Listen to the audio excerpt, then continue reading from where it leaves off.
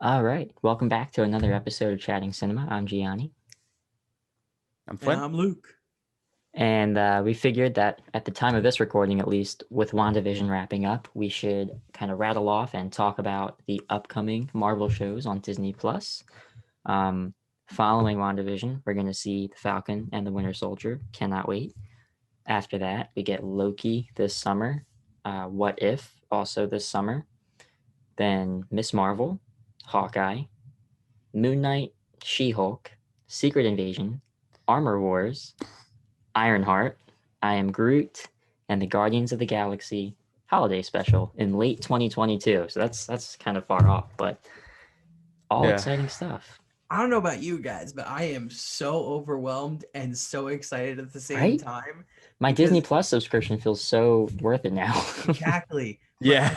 I feel like the best part about these shows, and we're going to talk about it a little bit as we go along, because Falcon and Winter Soldier, we've seen quite a lot of that dynamic duo in the movies. But I think my favorite part about everything you just read off, it's letting us get to know characters that either didn't get enough screen time or just haven't even been in the movies yet. Because the Marvel Right. universe is filled with so many interesting characters, and like all these shows, like imagine telling us these shows were going to happen after like Iron Man came out. I'd be like, Yeah. are you serious? Like we're getting all of those? And like it's just exciting. And like to start off with Falcon and the Winter Soldier, I mean, I think Anthony Mackie the other day just said that this show really goes into his character's backstory, because we got Winter Soldier's backstory obviously in the second Captain America movie and the first one. But you know, Falcon kind of just showed up, and it's not a bad thing because sometimes Yeah. you just need characters to show up and be there. But like, it's nice to get their backstory, and I think he was a really underrated part of the MCU. And Falcon and the Winter Soldier starts soon. I mean, I think it starts what, March 18th, 19th, something like that. Yeah. It's I'm not sure I think it's the 19th, I think, because it's Yeah. the WandaVision ends and then there's a week and then Falcon and Winter Soldier is the next Friday. And they're gonna keep doing that release schedule that WandaVision was using for Falcon and Winter Soldier, new episode every Friday. Real quick, I know we're But yeah, definitely like I know we're going to date this episode, but do you guys think that WandaVision either has a secret last episode or a 2-hour finale? Oof. Just all everybody's those talking about this rumors. secret episode. Yeah, I watch a ton of Mr. Sunday movies, Yeah. and they were the first ones to note that there could potentially be a secret episode. I don't know. That'd be like I don't know how I'd feel about it. Like, Hmm. because I feel like I'm gonna mentally prepare myself for the WandaVision finale, and then if they're like, next week, tune in. I I think I'll feel. I don't know how I'll feel, but I lean towards it being like probably like an hour long finale. I think it's going to be a longer episode, but I don't think there's going to be a secret one. But I could be wrong. I'm wrong about a lot of things. Yeah, I mean, a secret episode will be wild. And like, I don't think I've ever heard of a TV show doing that, where it's like, Yeah. they tell you, every week there's 9 episodes. Like, what if they're like radio silent, and then all of a sudden on week 10 they're like, hey, new episode, like no warning? That'd be nuts. That'd be Yeah. insane. Yeah. But honestly, I'm kind of with Flynn about an hour long episode, because we haven't been graced with an hour long episode yet, and I think the finale would be a great time to extend that runtime a bit, because we're not in sitcoms anymore, Yeah. boys. We're not. This is the real world, and it's scary. So Yeah. yeah. There's definitely a lot to wrap up, a lot that we don't know answers to. So they could definitely pad out that runtime. Um, I think I would prefer like if the last episode and the secret episode were both an hour, that would be one thing. But if this upcoming episode was 30 minutes and then there was a secret episode that was the final 30 minutes, I don't think I would love that decision a ton. Yeah, I agree. But we'll see. I'm excited to see how WandaVision wraps up. And Luke, like you were touching on with Falcon, I think Falcon is at his best in the Winter Soldier movie. Like I think Sam Wilson is so interesting there, and the bits and pieces we get of his backstory where he's talking about flying with his wingman. I think it was Riley. Yeah. was the character's name, that ended up dying. Like it really mirrors Steve's story in a lot of ways, like losing Bucky. So like diving into that and seeing like if Sam and Bucky could kind of like be this crutch for each other, because they both just lost Steve. Like that's a huge loss in both their lives, and it's different relationships, but that doesn't diminish the intensity of either relationship. And everything we've seen from Falcon and Winter Soldier feels very grounded, feels very in the vein of the Winter Soldier film. So I'm super stoked for that too. Just And like a freaking Baron Zemo grounded, back. down to earth. Yeah. Bring Baron Zemo back. You have the Flag Smashers as a group of villains in there. Like there's a lot of really interesting, and of course you have US Agent. What's is the government going to give away the shield? They're going to confiscate it from Sam. Like I think this show could have stuff about the Sokovia Accords. What are they like in this post Endgame universe? We like have a bit from Spider-Man Far From Home where like clearly Peter Parker is being viewed as a criminal now, but like could dive into that, like how they even operate at this time. Is Thunderbolt Ross still Secretary of State? Did he just watch everything that happened and is like, you still can't do it? I don't care. Because that's how he is in Infinity War. They show up and he's like, I don't care. You can't be superheroes still. That's what the legislation says. So I don't know. I'm excited to see everything that show dives into, though. Yeah, and something you touched on, Flynn, too. I saw there's like a clip going around that's pretty viral right now of Sebastian Stan at a convention answering a fan's question about the scene where Cap and Bucky have like their final meeting in Endgame. And they were like, you guys barely shared any words. Do you think Bucky knew? And Sebastian said, like in the clip, basically about 40 minutes before they were filming the scene, he found out they were filming it. Nobody knew that that was the scene, and he found out. And he goes to the Russo brothers. He's like, "Don't you think there would be something more?" And they said, Cap and Bucky have had this conversation that they know they're not in their time anymore, and anything could happen, and that they were prepared for something like this to happen. And I think I'm excited to see how Bucky is definitely further along the acceptance of it happening than Sam is, because I think that they're both going to be going through stages of grief, losing their best friend. And then, I mean, like, they're the unlikely duo that are buddies because of that. Yeah. Like, you know, like they're two friends because they had the same best friend and they became friends because of that. So then now it'll be interesting to see their dynamic, as well as whoever they're fighting, if they're with the government, against it.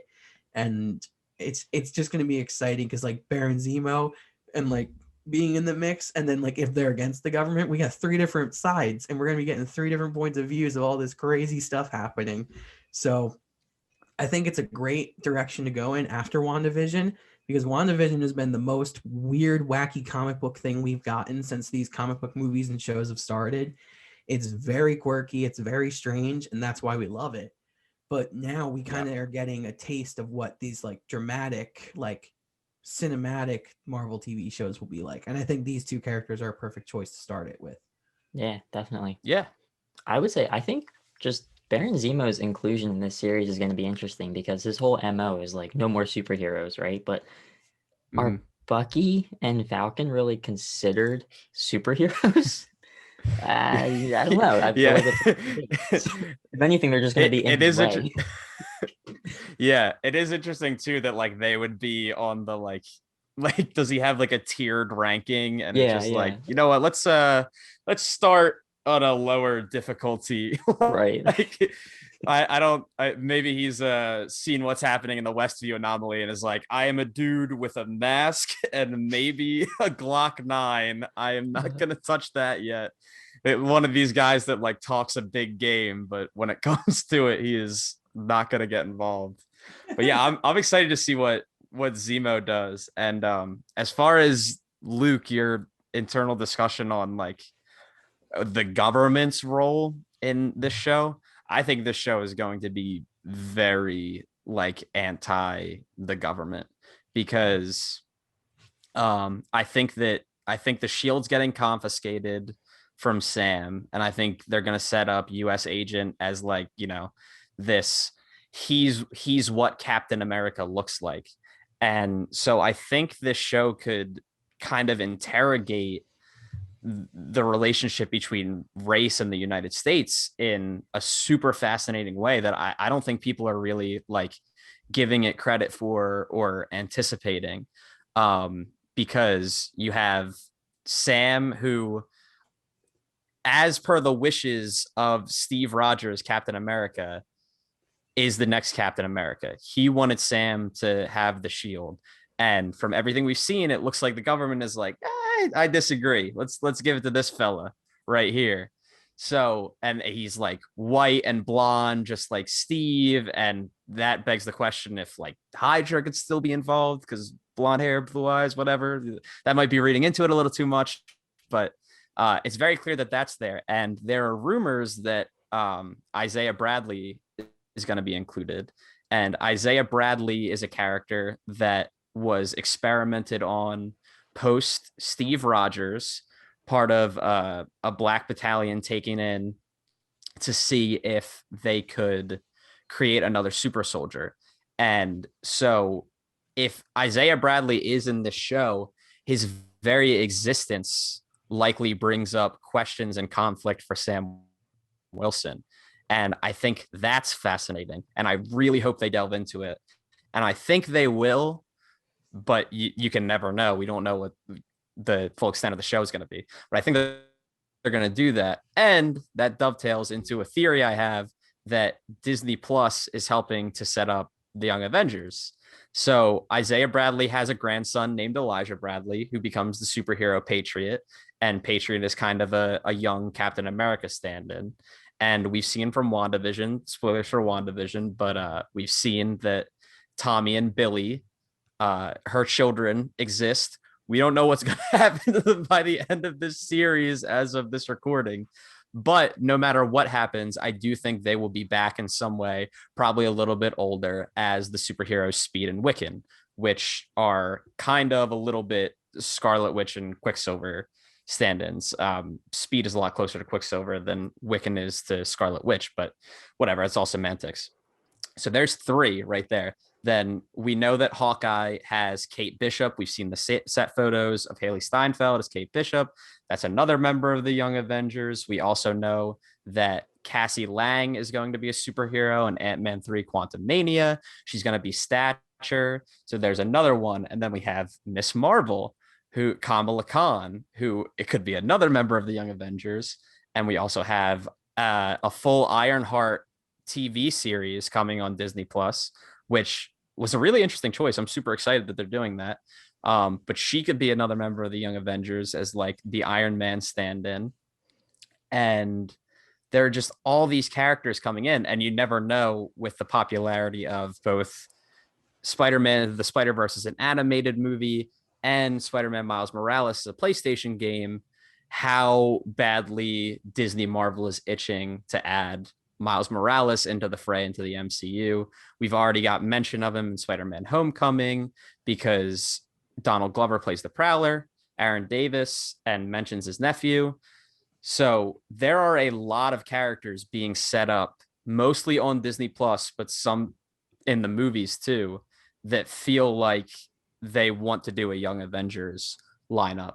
And I know that they've experimented behind the scenes with the ideas of different teams, because there was a time where there was like an A-Force team up in the works that was going to be an all-female Avengers type lineup. So we know that this is something that they've been looking at. And with all these characters coming within the next few years, I do not think it's a coincidence. So Young Avengers is on the horizon. I'm telling you, put it in the bank. Hey, Flynn, I like how your brain works. Thank you. So that's the theory. But Elijah Bradley and Isaiah Bradley are two fascinating Marvel characters that I think the Falcon and Winter Soldier show could flesh out in a really interesting way, and could really inform just as much as the existence of Steve Rogers could really inform how Sam Wilson acts as Captain America going forward. Yeah. I mean, there's still so much to talk about here. Yeah, I know. Loki came as kind of a surprise because I feel like we all thought we were done with him after Infinity War, and then they announced this Mhm. show, and lo and behold, the first trailer looks really good. I'm And I excited. mean, Yeah. the second we saw that little bit in Endgame where Yeah. Steve and Iron Man went back to the first Avengers movie timeline, and Loki just disappears with the Tesseract, I'm like, oh, that Yep. means something. Something's Yep. happening. And then the Loki Coming to show- Disney Plus. the Loki, they should have just like had that in his like little teleportation thing, like Yeah. image burned into it, like coming soon to Disney Plus. Right. But I feel like Loki could really be like not another WandaVision where we're seeing sitcoms, but like another WandaVision in a sense of it's very different from what we've seen. Because Loki's not our traditional character where he is relying on fighting and like Right. Mhm. he's just not that type of character. And I feel like there could be, and with an actor like freaking Tom Hiddleston, bring this on. I want it. I need it. And like, I felt like almost robbed at the end of Infinity War, where like he was one of the most interesting MCU characters, one of the only villains to survive past his first movie. And then now he's getting a TV show. Like, hell yeah. Yeah. My take, Gianni, you said that, we all thought that we were done with Loki after Infinity War. I will go a step further and say I wanted to be. Like, I wanted that death to remain permanent. I mean, Thanos even has a line about it where he says no resurrections this time. Yeah. And it's not that I didn't love Tom Hiddleston as the role or love him as Loki, but I thought that they had kind of been doing this formula where Loki goes bad, redeems himself, dies, then comes back and is bad, then redeems himself. It had just kind of fallen into a cycle for me. I mean, even in Ragnarok, he starts off bad, then he fights in the final fight, yada yada. But this show looks really good. Like, the trailer completely changed my mind. It was one of the Disney Plus shows that I was just like, I'll watch it because I'm a shill, but I don't know that I'm too excited for this one. And then I saw the trailer and I was like, they're doing stuff with the Time Variance Authority and it's super weird. And Owen Wilson's in it. And it just looks Wow. really cool. Yeah, and it has like the potential like WandaVision, where WandaVision, the first few episodes were all like different eras. This has that similar potential where like each of the first few episodes could be in a different timeline. And we see, like we saw in the trailer, Loki as DB Cooper. And the reason that there's bills that floated to the ground from that case is actually because of the Bifrost. Like, I think that's really clever, like, way to recontextualize things, and like the way that Watchmen or even X-Men Days of Future Past like recontextualizes like the Kennedy assassination. Like, it's cool to take real life events like that and be like, comic book characters were there.